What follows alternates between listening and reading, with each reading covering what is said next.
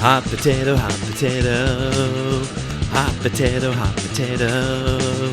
Hot potato, hot potato. Potato. Potato, potato, potato. Cold spaghetti. I will not sing you the whole song. Welcome to my dojo. This is Kung Fu Pizza Party. I'm your host, Brandon Knight, and today I am here to review Hot Potato starring Jim Kelly. Here on Kung Fu Pizza Party, I seek to deliver high-flying action in 30 minutes or less and serve up some wisdom one slice at a time. But every once in a while, an episode will go over that 30 minutes or less mark. And when that happens, I have to take on a challenge to repay my debt and restore my honor so that way I may be the podcast host with the most amount of honor. And here I am already repaying a new debt because the coming soon 2026 edition of the show was very long because I had a lot to say about a certain movie. And so my challenge off the back end of it was to do a double episode drop. So rub your eyes. You're not seeing double, folks. Wait, you are. You are seeing double. You got 2 episodes here today. So make sure you check out both of them. Black Samson just came out before this episode. So if you haven't listened to that one yet, go check it out. Anyway, I'm here today once again to talk about Hot Potato starring Jim Kelly. This movie was part of a Blackploitation DVD set that I have that includes Black Samson, Black Belt Jones, and 3 the Hard Way. So now I've watched all of them before, but now I have reviewed the entire pack for the show. I feel very accomplished. Pats himself on the back loudly. Maybe some of that came through the mic, I don't know. But glad to have gotten it done. Feel oddly accomplished for it. It's interesting, though, having reviewed both of these back to back. I mentioned in my review of Black Samson that the first time I watched it, I remember not really caring for it, when I sat down to watch it this second time. Hot Potato, I didn't really remember much about other than one very particular scene where they're using a remote control police car as a distraction. My opinions on these 2 movies, though, has completely swapped. Black Samson actually is not too bad. Again, if you haven't listened to that one yet, make sure you should definitely check that out at some point, so that way you can hear the full review. But I walked away liking it, whereas now I am convinced that Hot Potato is the worst film in this pack. It wasn't good. It was not very good. So this movie is actually the sequel to Black Belt Jones, which I reviewed probably about this time last year, I think is when I sat down to do that one. And in both films, Jim Kelly plays a man named Jones, who's kind of this like gun for hire for the government to do specific missions and cases that because of jurisdiction or like police oversight, like they're not going to be able to get their hands into it too much. So Jim Kelly's kind of the way they go around things. And so that's the case here with Hot Potato, where Jim Kelly is brought in with a few other guys to rescue a general's daughter who has been taken capture by this. I don't even know if they really say what they're supposed to be. It looks like that stereotypical underground militia that's training in martial arts and weapons, similar to what we saw in Phantom Raiders. This is actually like a really common thing that is used in martial art movies. This is a pretty common like film setup of, someone is taken captured by this like militia group that's training in martial arts, and the hero has to go rescue this person and bring down this militia group. That's a pretty common setup. So with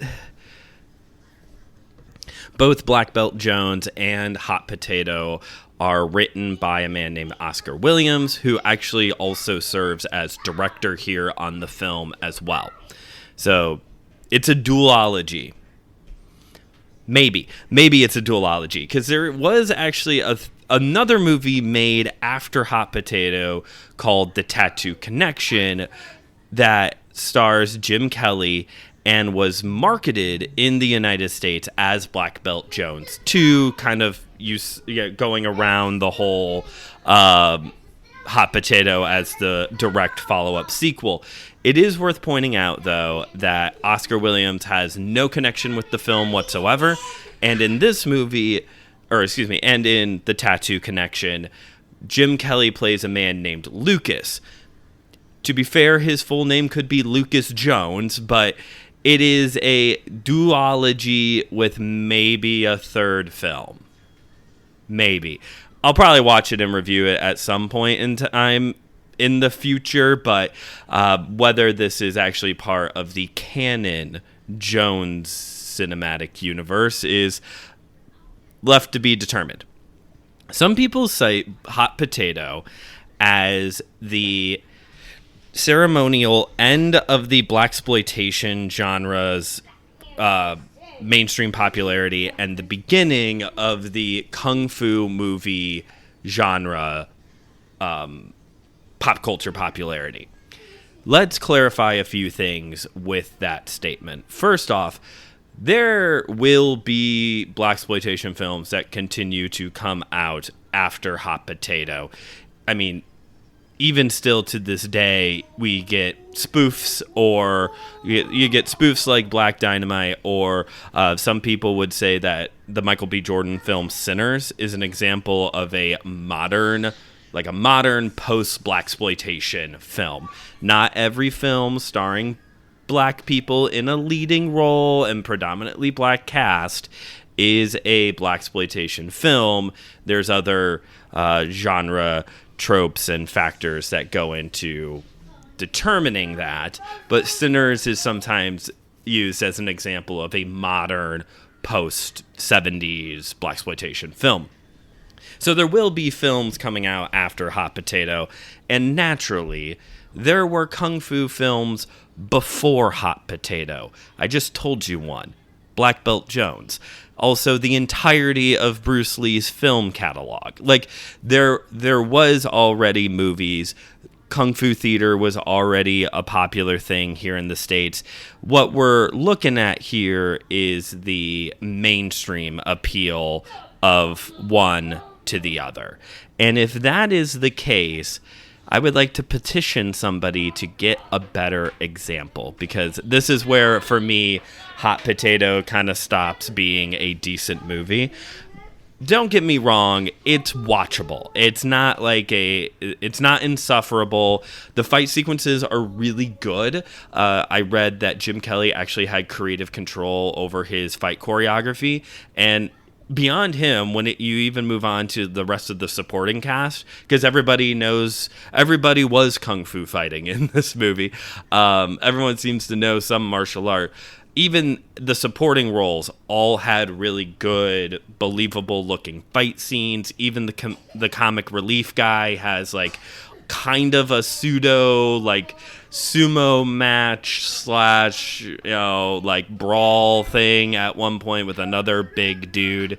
The comedic relief in this movie really reminded me of Jean-Claude Van Damme's friend in Bloodsport, the guy with the beard who was also in Revenge of the Nerds. I can't think of that guy's name right now, but he was kind of a similar kind of character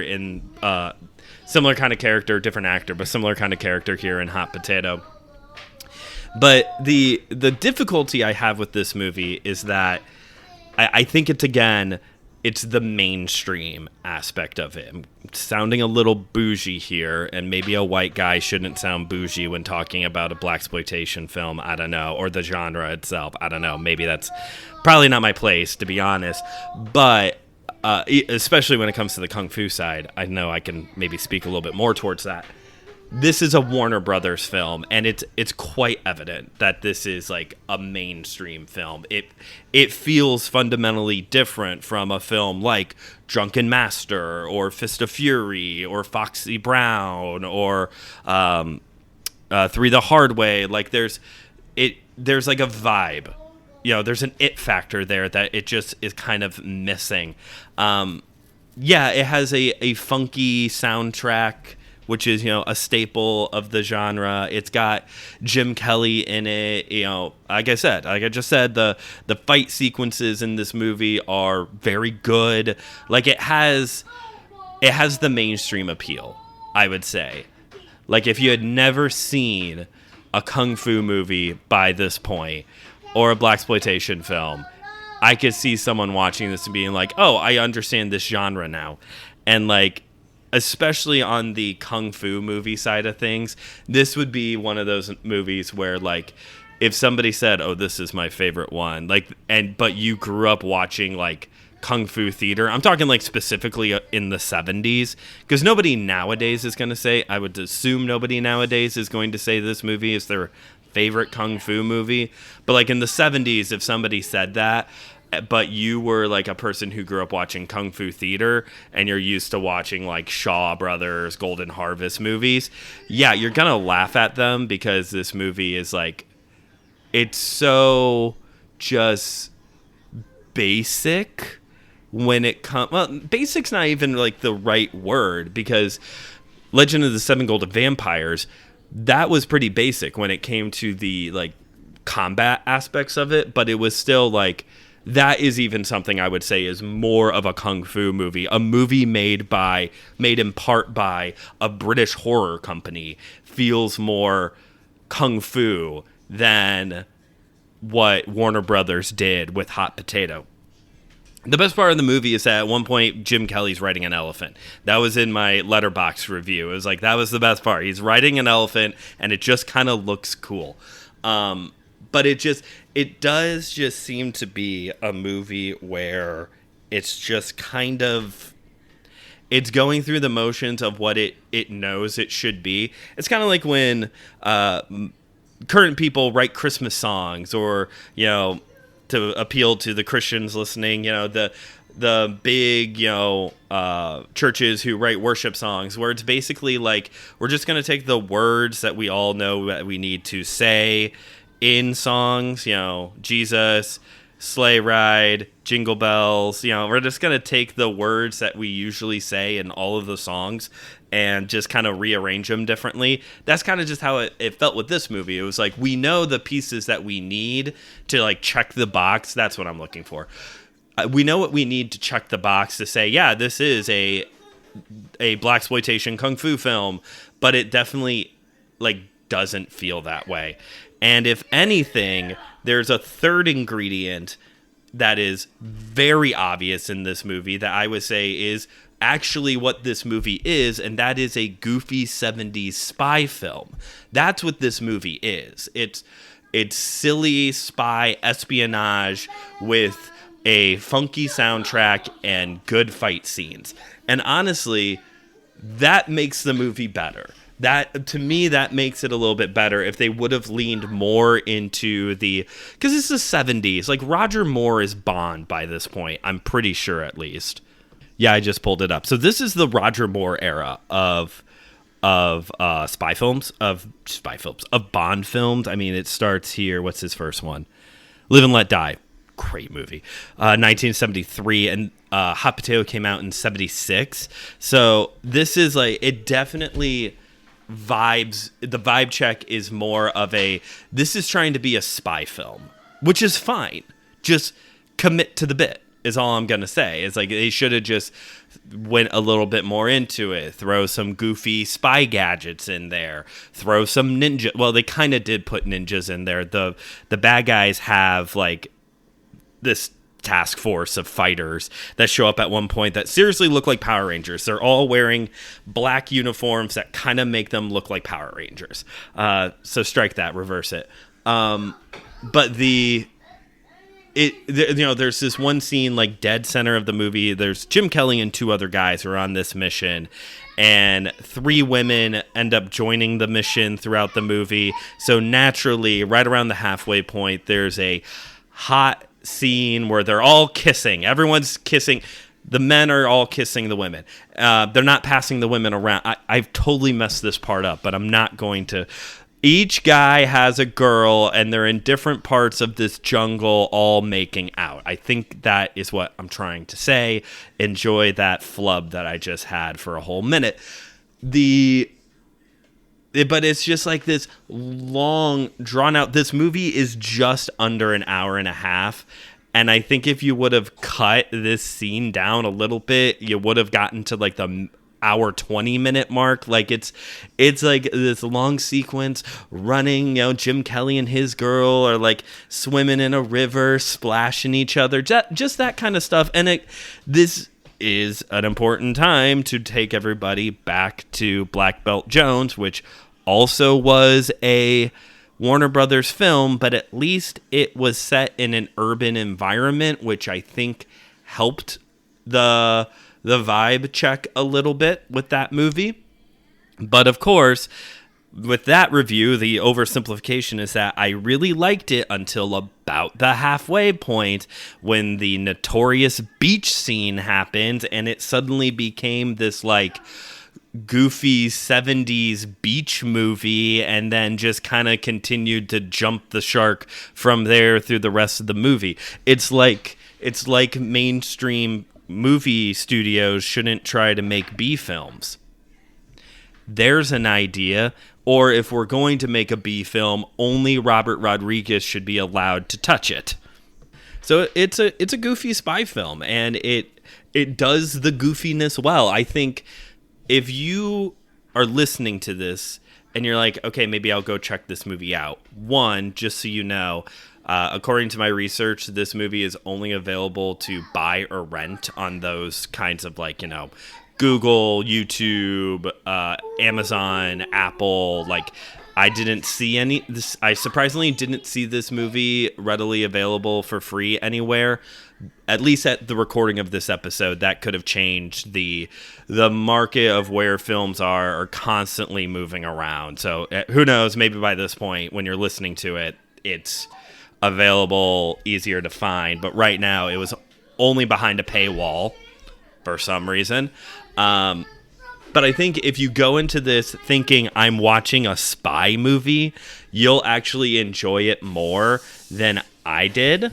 Because it just has all these like spy things, there's the overly romantic, love sequence. There's the villain has a pit of tigers that he throws people into, which just feels very just 70s Bond film villain to do.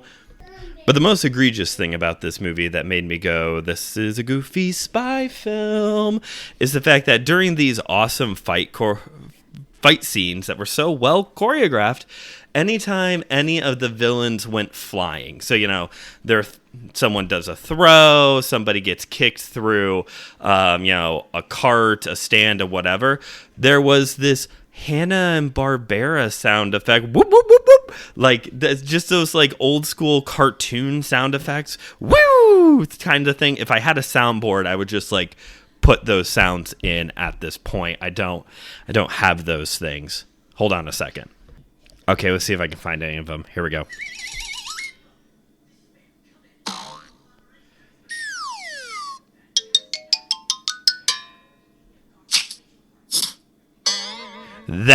That would be a good example. Okay, we gotta pause that. I don't have time to play a 5-minute long video for you all. Just kind of like any of those kind of like goofy Hanna-Barbera sound effects was like used throughout the fight scenes to indicate people are going flying through the air. Like I can't tell that they're flying through the air, and it's not gonna work for me. It's gonna be a no for me, dog. If it was like a goofy spy film, I'm all for it. But given what this movie is sometimes communicated to be, no, it is not. It is not a Blaxploitation film.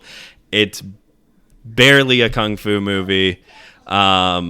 It's a goofy spy film starring Jim Kelly, and that's fine. If it was that, we would have a different story here. I would have a much better review for you all, and it just needed more gadgets. If that's what they wanted to go with, they just needed more gadgets to make it work.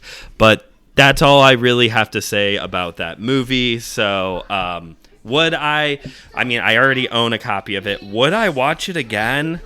I mean, I guess to be fair to it, since I liked it the first time and I really don't remember why I liked it, and now I don't, it's split. So I guess I would watch it again at some point to see, now that I'm like very much in the frame of mind of like, okay, this is a goofy spy movie, if that helps at all. But there was like whole sequences of this movie where I was watching and I like have no memory of it. Like the whole thing was fine. It was fine. There's like this whole weird subplot with the comic relief guy having a son. Like it's just, yeah, it's a no for me, dog. But I guess if you're willing to spend the money, or if you somehow stumble across it another way, you can watch it and let me know what you think of the film. But that's it. So thank you all for listening to today's episode. Challenge has been completed. Look at me go. Look at me go. I have 2 more that I need to complete, actually still from 2025. I have to learn the kata that Hilary Swank does in the next Karate Kid, and I have to create a cosplay based off of a character from K-pop Demon Hunters. I should really start getting the pieces together for that. I have confirmed that it is not Derpy Tiger, but you're gonna have to wait to see who it ends up being, because I don't want to tell you who it is and what outfit I'm doing, and then I'm not able to pull it off. So we'll see. But thanks again for listening to today's episode. If you haven't yet already, please pass this episode along to a friend, which you probably haven't done. Flub that line too. If you haven't yet already, please rate and review the show wherever you get your podcasts. Pass this episode along to a friend who you think would enjoy it.